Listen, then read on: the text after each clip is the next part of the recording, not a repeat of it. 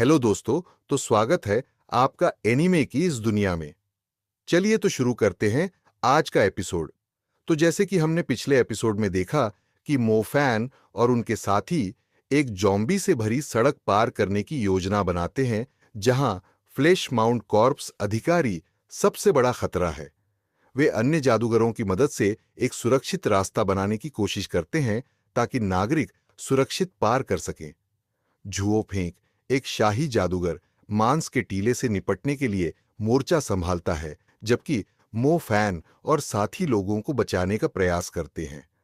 मरे हुए लोगों का खतरा बढ़ता जा रहा है और वे जल्दी से कंकालों की सेना बना रहे हैं। अफरा तफरी के बीच टीम बलिदान और साहस के साथ लोगों को सुरक्षित निकालने की पूरी कोशिश करती है।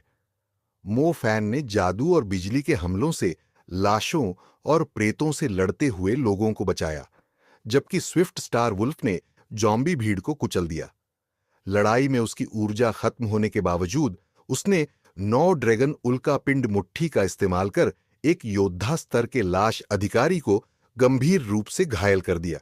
लियूरू, घायल और कमजोर, मो फैन का खून पीकर ठीक हुई और उसे लड़ाई में मदद की पेशकश की। मरे हुए लोगों की सेना ने प्राचीन राजधानी को घेर लिया है और ब्लैक वेटिकन की साजिश इस आपदा का मुख्य कारण बताई गई। अधिकारियों और जादूगरों ने मिलकर इस खतरे से लड़ने की योजना बनाई। अब आगे। बारिश और तेज हवा के बीच टावर पर सन्नाटा था। झू मेंग ने पूरी तरह ढके व्यक्ति की ओर अविश्वास से देखा और पूछा, टेस्ट रन? शहर पर हुए राक्षसी हमले और नरसंहार का असल कारण एक साजिश का परीक्षण था। वहां मौजूद अधिकारी और जादूगर भी इस सच्चाई को सुनकर दहल गए। हजारों निर्दोष लोगों की मौत सिर्फ एक रिहर्सल के लिए हुई थी। रहस्यमय व्यक्ति ने बताया कि प्राचीन राजा अभी पूरी तरह जागा नहीं है, लेकिन 8 मरे हुए शासकों के नेतृत्व में मरे हुए लोग शहर पर हमला कर रहे हैं। उनका उद्देश्य राजा के जागने तक आंतरिक शहर को घेर लेना है। लिंगशी ने पूछा कि क्या प्राचीन राजधानी के पास कोई उम्मीद है। उस व्यक्ति ने समझाया कि यह प्राचीन राजा है जिसने मरे हुओं की भूमि बनाई थी। मरे हुए लोग 2000 साल पहले अचानक जागे थे और तब से पूरी दुनिया में फैल गए। अब मुख्य चुनौती इस बारिश को रोकना है, जो ब्लैक वेटिकन की योजना का हिस्सा है।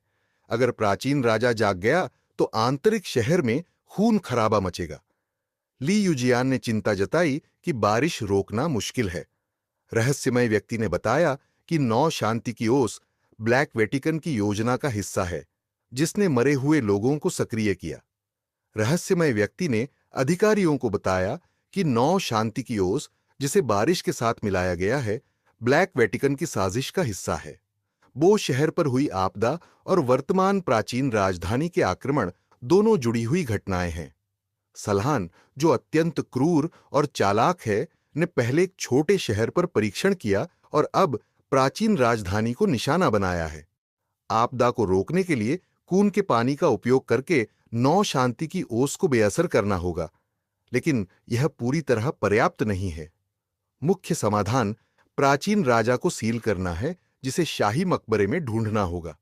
रहस्यमय व्यक्ति ने सभी को आगाह किया कि ब्लैक वेटिकन का कोई व्यक्ति उनके बीच मौजूद हो सकता है, इसलिए उसने अपनी पहचान उजागर करने से इनकार कर दिया। ली युजियान ने गुस्से में इस पर सवाल उठाया, लेकिन हान जी ने रहस्यमय व्यक्ति पर भरोसा करते हुए कहा कि अब उनका लक्ष्य फैंगू नामक नेक्रोमैंसर को ब्लैक वेटिकन से पहले ढूंढना है। रहस्यमय व्यक्ति ने संकेत दिया कि उसका आदमी फैंगू का पता लगा चुका है और अब खून के पानी को हासिल करना प्राथमिकता है। जब वह व्यक्ति चला गया तो झूमेंग और हानजी के बीच गुप्त बातचीत से पता चला कि उन्होंने बाहरी व्यक्ति की मदद ली थी, क्योंकि प्रवर्तन संघ पर नजर रखी जा रही थी। झूमेंग और हानजी ने महसूस किया कि ब्लैक वेटिकन ने उच्च पदों तक अपनी पहुंच बना ली है, जिससे स्थिति और गंभीर हो गई है। अब उनके सामने सबसे बड़ी चुनौती भीतर के विश्वासघात को रोककर शहर को आपदा से बचाना है। बारिश के बीच शहर में एक रहस्यमय आदमी की लाश मिलने से सब स्तब्ध रह गए। ब्लैक वेटिकन की मौजूदगी का खतरा और भी स्पष्ट हो गया। तभी रहस्यमय आदमी अचानक फिर से सामने आया और बताया कि मारे गए व्यक्ति को उसने अपने जैसे कपड़े पहनाकर भेजा था ताकि ब्लैक वेटिकन की साजिश का पता लगाया जा सके। इस घटना से साफ हुआ कि उनके बीच कोई ब्लैक वेटिकन का एजेंट, संभवतः सलान, मौजूद था। रहस्यमय आदमी ने हान जी को स्थिति संभालने की जिम्मेदारी सौंपी। हान जी ने तुरंत सख्त कदम उठाते हुए सभी अधिकारियों को घेरने का आदेश दिया ताकि विश्वासघात को रोका जा सके। हालांकि यह कदम जोखिम भरा था, लेकिन हान जी ने कहा कि यह शहर को बचाने के लिए जरूरी है। अब उनकी प्राथमिकता फैंगू को ढूंढना और आपदा को रोकना था। सभी अधिकारियों ने आशंका जताई कि अगर वे गलत साबित हुए तो शहर पर नियंत्रण बनाए रखना मुश्किल होगा। मो फैन एक गहरी, थकान भरी नींद से जागता है जिसमें उसे सपनों और वास्तविकता के बीच का फर्क समझ नहीं आता। जब वह पूरी तरह होश में आता है तो देखता है कि लियूरू उसकी देखभाल कर रही है। लियूरू बताती है कि उसने प्रेत जनरलों की ऊर्जा के माध्यम से मो फैन को ठीक किया है, जिससे वह गहरी नींद में चला गया था। मो फैन को याद आता है कि वह अभी भी प्राचीन राजधानी की आपदा के बीच में है। वह झांग, शियाओहो और बाकी साथियों की चिंता करता है। लियूरू उसे बताती है कि उसने झांग शियाओहो पर एक चमगादड़ का निशान छोड़ दिया है, जिससे वे उनका पता लगा लेंगे। मो फैन को सबसे अधिक चिंता मरे हुओं की सेना की है, जो केवल 6 किलोमीटर दूर है। लियूरू उन्हें बताती है कि वे आंतरिक दीवारों से 4 किलोमीटर दूर हैं। इस बात का एहसास होते ही मो फैन की चिंता बढ़ जाती है, क्योंकि मौत की इस सुनामी से बचना मुश्किल होगा। लियूरू ने मो फैन को अपनी तेज गति से सड़कों और इमारतों के पार घसीटा। मरे हुओं की सेना ने शहर का आधा हिस्सा निगल लिया था और बाहरी दीवारें अब लाशों और कंकालों के सागर में डूब चुकी थीं। मो फैन इस भयावह दृश्य से हिल गया और लियूरू से मजाक में कहा कि अगर वह थोड़ी देर बाद जागता तो सोते हुए ही मर जाता। लियूरू ने मो फैन को झांग, शियाओहो और बाकी लोगों तक पहुंचाने के लिए रास्ता दिखाया। वे तेजी से आगे बढ़े और एक पार्क में पहुंचे जहां कुछ ग्रामीण छोटी पहाड़ियों में छिपे थे। आश्चर्य की बात यह थी कि पास में मौजूद जॉम्बी उन्हें अनदेखा कर रहे थे। लियूरू ने बताया कि ये ग्रामीण कुन कुओं के पानी के बपतिस्मा की वजह से मरे हुओं के हमलों से बचे हुए हैं। मो फैन को कुछ अजीब महसूस हुआ और उन्होंने लियूरू से सतर्क रहने को कहा। लियूरू ने चमगादड़ों का इस्तेमाल करके स्थिति का जायजा लिया और बताया कि उनका कोई पीछा कर रहा है। मो फैन को यह सुनकर आश्चर्य हुआ, खासकर जब लियूरू ने जिक्र किया कि किसी ने उसे रक्त सीरम दिया था। मो फैन इससे और चौंक गया, लेकिन लियूरू को लगा कि यह कोई बड़ी बात नहीं है। मो फैन ने गंभीर भाव से स्थिति पर विचार किया, जिससे लियूरू को लगा कि उसने कोई गलती कर दी है। माहौल में तनाव बढ़ गया, क्योंकि उन्हें एहसास हुआ कि कुछ बहुत बड़ा और खतरनाक उनके पीछे है। लियूरू और मो फैन को पता चलता है कि उनका पीछा करने वाला व्यक्ति फैंगू है। वह अधेड़ उम्र का व्यक्ति जो पहले हुआ गांव में छिपा था, अब सामने आ गया। लियूरू को उससे गहरी दुश्मनी थी, क्योंकि उसने गांव वालों की हत्या की थी। हालांकि फैंगू ने सफाई दी कि उसने लियूरू को कोई नुकसान नहीं पहुंचाया और केवल हुआ गांव के लोगों को मारना चाहता है, बिना किसी और को चोट पहुंचाए। फैंगू ने बताया कि वह ब्लैक वेटिकन के कारण ऐसा कर रहा है। उसने स्पष्ट किया कि गांवों में हुई मौतों के पीछे वह नहीं, बल्कि ब्लैक वेटिकन है। मो फैन को एहसास हुआ कि स्थिति काफी जटिल है और उसने लियूरू से शांत रहने को कहा। लियूरू ने उसकी बात मानी और उन्होंने फैंगू की बात ध्यान से सुनी। फैंगू ने मो फैन और लियूरू को बताया कि ब्लैक वेटिकन ने कुंड के पानी का इस्तेमाल करके नौ शांति की ओस तैयार की और मरे हुओं की आपदा को बुलाने के लिए इसे बारिश में मिला दिया।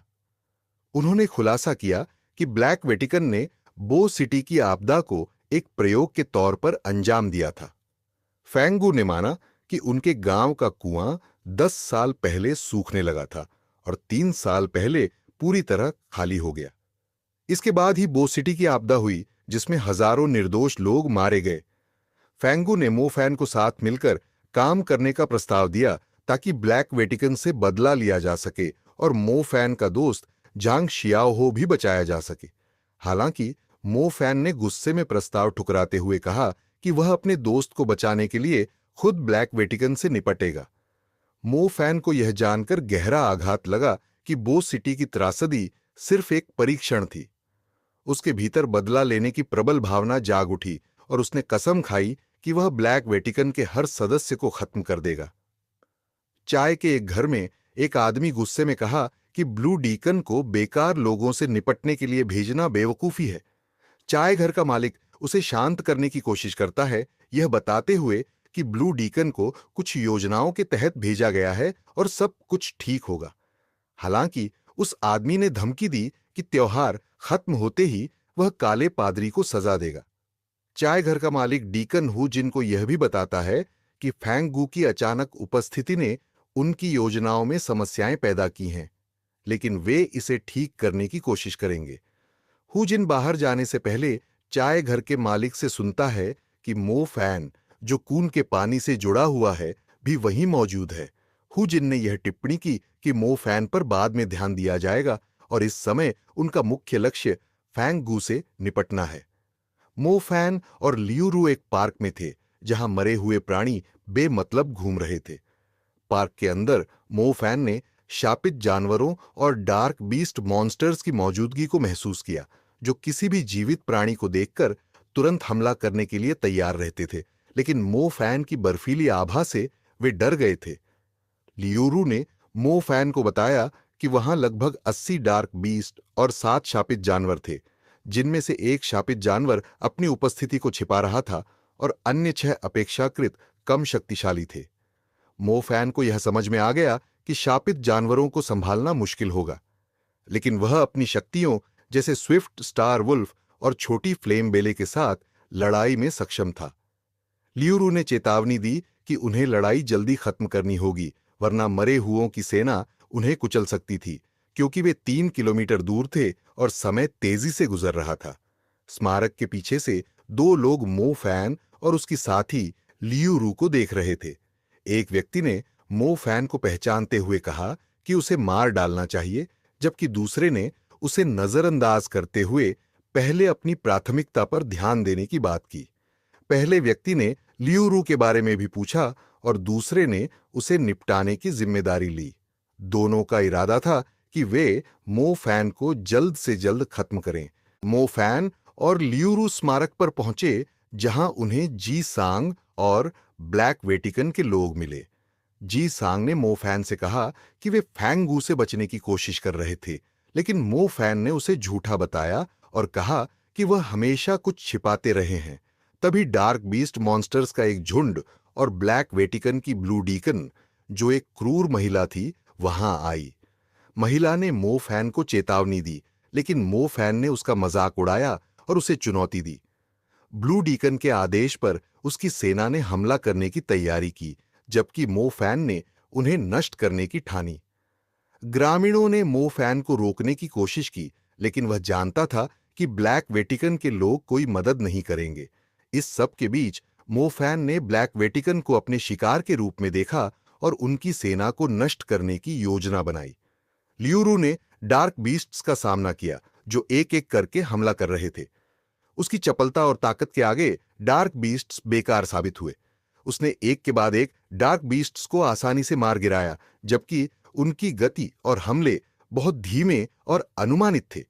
हालांकि एक समय ऐसा आया जब 4 डार्क बीस्ट्स ने उसे घेर लिया और उसे एक गहरे घाव के साथ घायल कर दिया, लेकिन लियूरू ने इसे नजरअंदाज करते हुए एक शापित जानवर को पकड़ लिया और उसे जमीन पर पटक कर मार डाला।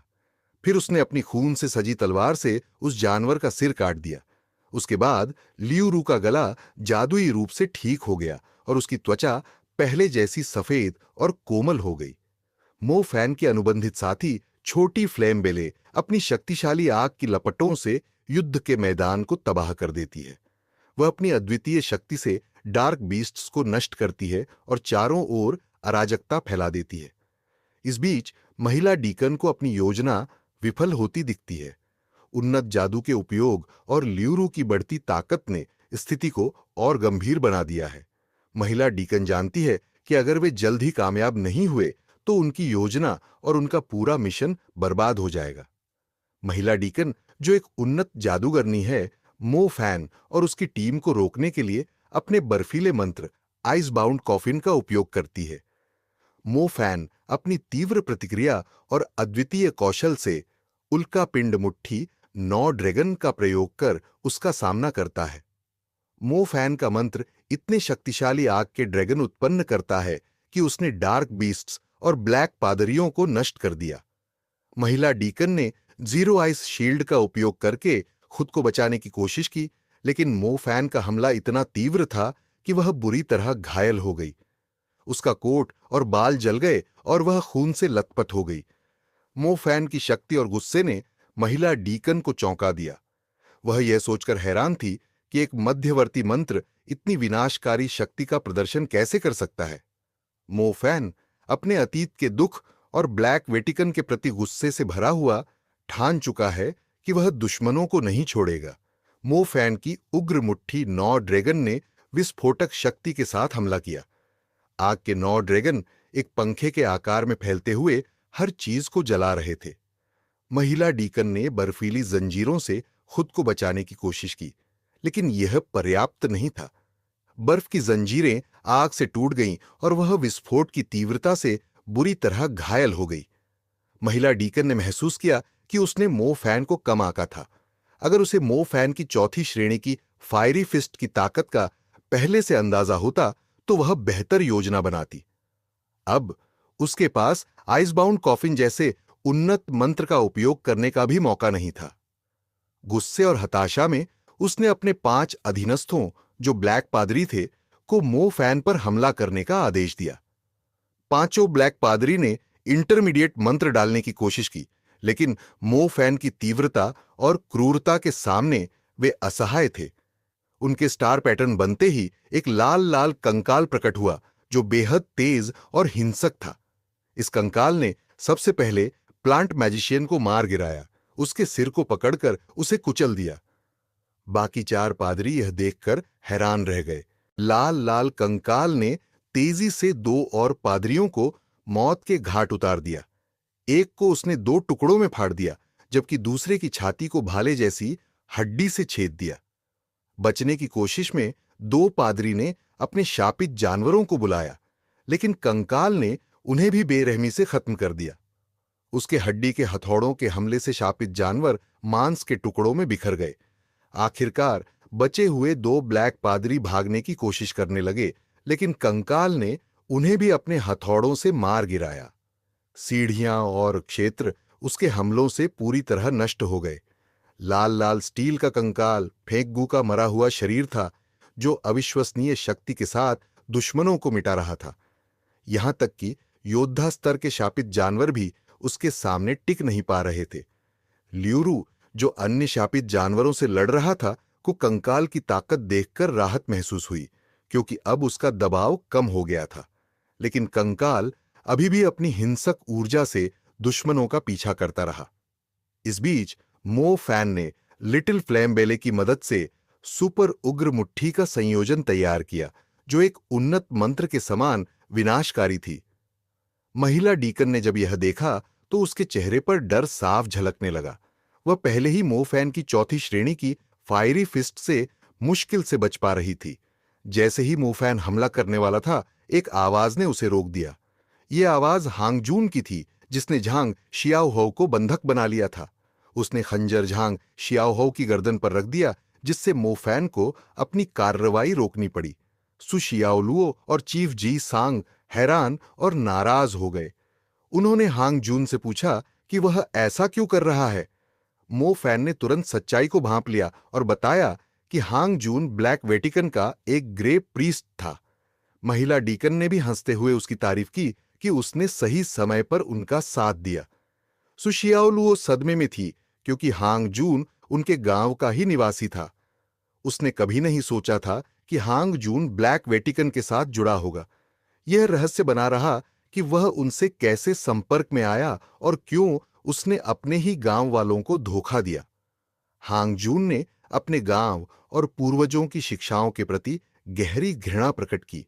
उसने गांव के नियमों और सीमित जीवन शैली को आदिम और गुलामी करार दिया और दावा किया कि बाहरी दुनिया की चकाचौंध ने उसे बदल दिया। उसने स्वीकार किया कि वह ब्लैक वेटिकन में शामिल हो गया क्योंकि यह उसे शक्ति, धन और इच्छाओं को पूरा करने का अवसर देता है जिसे वह गांव में कभी हासिल नहीं कर सकता था। चीफ जीसांग ने अपनी निराशा और दुख जताते हुए बताया कि उसने गांव के नियमों को तोड़कर हांगजून की मदद की थी, लेकिन यह सब व्यर्थ गया। हांगजून ने कुंठा भरे शब्दों में कहा कि उसे गांव और वहां के लोगों से कोई सरोकार नहीं है। उसने उनके बलिदानों और विश्वासों को महत्वहीन ठहराया। इस बीच झांग शियाओहो ने मो फैन और चीफ को चौंका दिया जब उसने शांत लेकिन दृढ़ स्वर में कहा कि उसने हमेशा चीफ जी सांग पर शक किया था। उसने मो फैन से खेद जताया कि उसकी वजह से वह इतनी बड़ी मुसीबत में फंसा। मो फैन गुस्से और दर्द के बीच अपनी आग और शक्ति को और तेज करता है। महिला डीकन और हांगजून के विश्वासघात ने उसके क्रोध को चरम पर पहुंचा दिया और उसने संकेत दिया कि इन गद्दारों को उनका अंजाम भुगतना पड़ेगा। हांगजून ने झांग शियाओहो को धमकी देते हुए उसका गला काटने की कोशिश की, लेकिन चौंक कर पाया कि झांग शियाओहो पहले ही बच निकला था। झांग शियाओहो ने अपनी असली ताकत और चपलता दिखाई जो अब तक उसने छिपा रखी थी। उसने तेज हवा के जादू का इस्तेमाल करते हुए हांगजून को हवा में उठाया और उसकी जान ले ली, ये कहते हुए कि वह ब्लैक वेटिकन के किसी भी व्यक्ति को कभी माफ नहीं करेगा। इस बीच मो फैन ने महिला डीकन को अपनी शक्तिशाली उल्कापिंड मुट्ठी से मार डाला। उसका गुस्सा और बदला साफ झलक रहा था। लिटिल फ्लेमबेले ने भी मो फैन की मदद की और मो फैन ने उसकी तारीफ की। इसके बाद झांग शियाओहो ने मो फैन को बताया कि उसने हमेशा भूलने की बीमारी का नाटक किया था ताकि वह ब्लैक वेटिकन से बच सके। उसने अपनी असली बुद्धिमानी और ताकत को छिपाकर खुद को सुरक्षित रखा। अब उसने अपने गुस्से और दर्द को बाहर निकालते हुए ब्लैक वेटिकन के खिलाफ अपनी नफरत जाहिर की। उसने बताया कि सिर पर चोट लगने के कारण वह कुछ समय के लिए अपनी याददाश्त खो बैठा था। सुशियाओलुओ की मदद से वह धीरे धीरे ठीक हुआ। उसने याद किया कि जब हैचेट कॉर्पस जनरल उनका पीछा कर रहा था, वह अन्य लोगों की तरह मरने वाला था, लेकिन एक मोड़ पर उसकी जान बच गई। उसी दौरान उसने ब्लैक वेटिकन के लोगों को डार्क एबिस के पास कुछ साजिश रचते देखा। उन्हें देख लेने के बाद वह भाग निकला, लेकिन गंभीर रूप से घायल हो गया और हुआ गांव में शरण ली। गांव में रहते हुए उसे महसूस हुआ कि कोई ब्लैक वेटिकन के साथ मिला हुआ था और उसे जहर देकर मारने की कोशिश कर रहा था। अपनी जान बचाने और सच्चाई छिपाने के लिए उसने भूलने की बीमारी का नाटक किया। झांग शियाओहो ने बताया कि वह ब्लैक वेटिकन के खतरे को लेकर सतर्क था क्योंकि उन्हें उसकी जानकारी का पता चलने पर उसे मारने में देर नहीं लगती। इस कारण वह अपनी असल पहचान और सच्चाई छिपाने के लिए मजबूर हुआ। जब मो फैन उसकी मदद के लिए आया तो वह भावुक हो गया। उसने मो फैन को सब कुछ बताना चाहा, लेकिन डर था कि ब्लैक वेटिकन का जासूस उसकी हर हरकत पर नजर रख रहा है। मो फैन ने भी इस बात पर अपनी चिंता जताई कि ब्लैक वेटिकन ने उसे अब तक जीवित क्यों छोड़ा। झांग शियाओहो ने खुलासा किया कि ब्लैक वेटिकन के लोग उसे मारने की कोशिश कर रहे थे, लेकिन कोई अन्य ताकत भी हुआ गांव पर नजर रख रही थी जिससे वह बचा रहा। उसने बताया कि ब्लैक वेटिकन के लोग एक व्यक्ति को ग्रेट डीकन हुजिन कह रहे थे, जो ब्लू डीकन्स का प्रमुख और सलान का दाहिना हाथ है। वह इस साजिश में बड़ी भूमिका निभा रहा था। झांग शियाओहो ने कहा कि उसने हु जिन का चेहरा नहीं देखा, लेकिन उसकी आवाज सुनी थी, जो उसे बो सिटी की किसी परिचित आवाज जैसी लगी। उसे विश्वास था कि वह आवाज दोबारा सुनकर उस व्यक्ति को पहचान सकता है। मो फैन को एहसास हुआ कि ब्लैक वेटिकन का कोई व्यक्ति उनके करीब था, जिसने जासूस हांग जून को झांग शियाओहो पर नजर रखने भेजा था। अगर झांग शियाओहो कुछ ऐसा करता जिससे उसकी पहचान उजागर होती, तो वह उसे और उसके करीबी लोगों को मार देता। झांग शियाओहो ने ब्लैक वेटिकन को धोखा देने के लिए भूलने की बीमारी का नाटक किया। उसने मो फैन को बताया कि हु जिन संभवतः बो सिटी का ही कोई व्यक्ति था, लेकिन उसे पहचानना मुश्किल था क्योंकि ब्लैक वेटिकन ने बो सिटी के बहुत से लोगों को प्राचीन राजधानी में बिखेर दिया था। जानकारी महत्वपूर्ण थी, लेकिन बहुत अस्पष्ट भी थी। तो इसी के साथ सीजन 8 का ये एपिसोड यहीं पर खत्म होता है। दोस्तों, तो जल्दी से सब्सक्राइब करो इस चैनल को ताकि आपको नए वीडियो की अपडेट जल्द से जल्द मिल सके, और कमेंट बॉक्स में कमेंट करें और वीडियो को लाइक करना ना भूले। धन्यवाद।